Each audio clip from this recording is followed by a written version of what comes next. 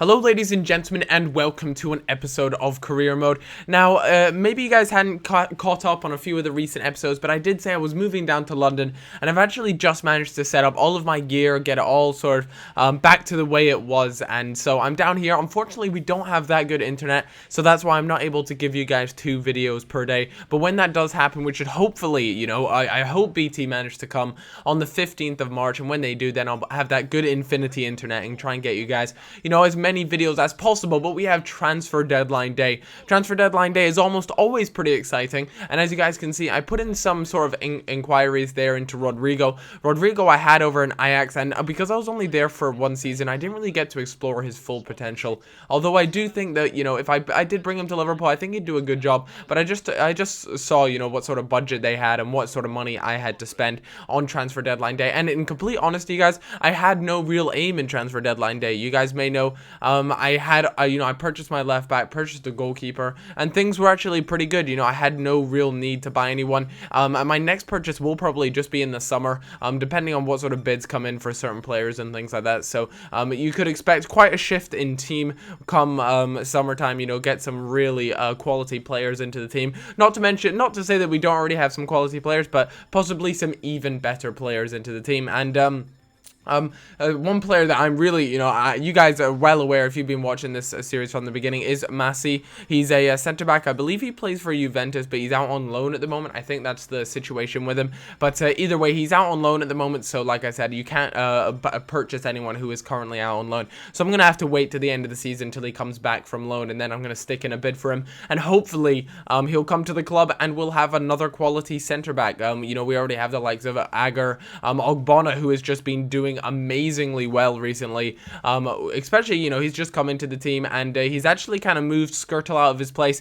I personally prefer the Agar-Ogbonna combination between Agar and instead of having Agar and Skirtle. I don't know why it is, I just find as though it works out a little bit better. Agar has actually been improving really well recently. He's been going up by about +2, Ogbonna going up by about +4, I think, as well. So, you know, the centre-backs are doing well. I don't think Skirtle is improving at all recently, but that's probably because I've been playing him at left back, and I think they don't progress nearly as well if you play him in an incorrect position. So I feel as though I've kind of done not done Skirtle too well, but hopefully it won't come back to bite me in the ass. But as you guys may or may not know, I am actually the international manager of Colombia, and as you can see there, we managed to get the first goal against Peru there in the 33rd minute using Falcao. Falcao is just an incredible player. You know, on this game his shot is ridiculous, but you know, I wouldn't say he was an amazing player on FIFA, but in real life he is just absolutely incredible. So I was really excited to start using him, seeing what the deal was, and a ball played through to Pizarro, and when I was against Peru, I was like,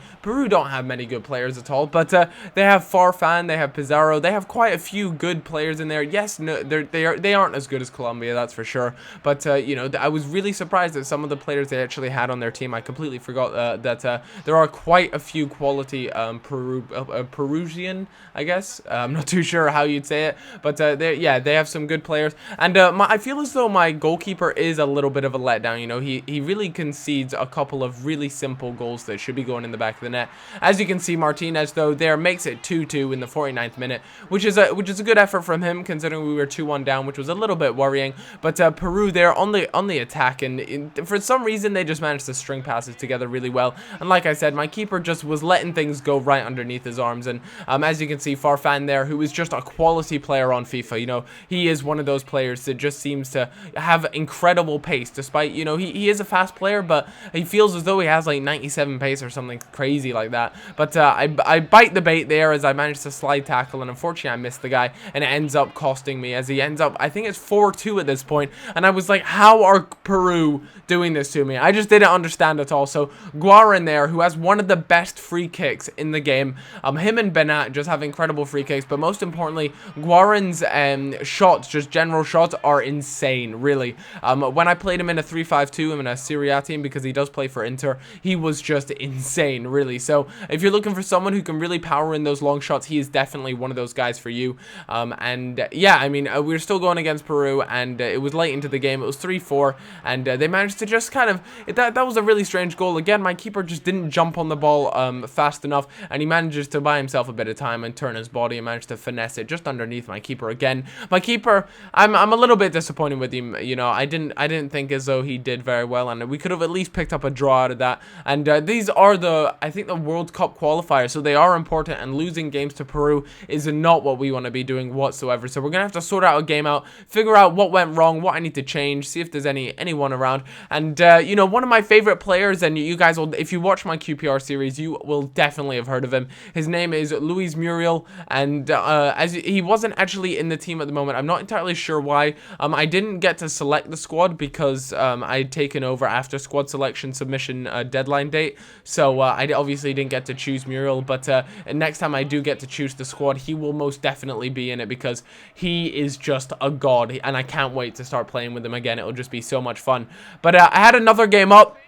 And this game here was actually pretty intense, you know. They were just battering on me. As you can see, in the 5th minute, they managed to pick up a goal. And again, finessing around my keeper. I don't think what am I trying to say here? The keeper could have done anything to stop that. But still, I wasn't impressed with him, to say the least. Perez there plays a good ball out. And that's just so jammy. I mean, into the bottom left there. Again, goes under my keeper's arms. It's as if he just needs to add on a bit of weight so he gets down to the ground quicker. And so gravity can help him out a little bit because he's really struggling to get down to the ground quick enough. So 2-0 down wasn't enough, and as you guys can see, just before the 20-minute marker, they were just wanting goals, and I mean, I got really unlucky there, and then a really jammy goal made it 3-0, and I was like, really, like, am I really gonna lose this badly? I mean, we were 3-0 down in 20 minutes. That is a shocking start.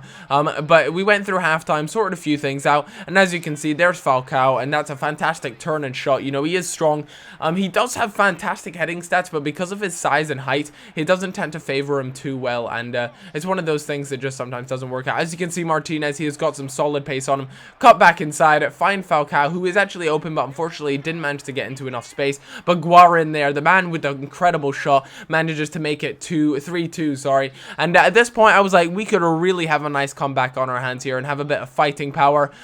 Plays a great ball through to Martinez. Martinez has got the pace to burn past him. A really nice, a really solid cross back across goal, and Molina there manages to bury it near post, which was quite a strange and awkward goal, but nevertheless we managed to pick up the goal, and that's what we wanted. You know, it isn't the exact result we're looking for. You know, we're looking for our first win still, but you know, to go 3-0 down and then to come back and make it 3-3 was absolutely crucial. So I hope you guys all enjoyed this video, and leaving a like is very much appreciated. As you guys know, I can't wait to get you more videos when my internet is sorted. So I'll see you guys on in a little bit. Bye bye.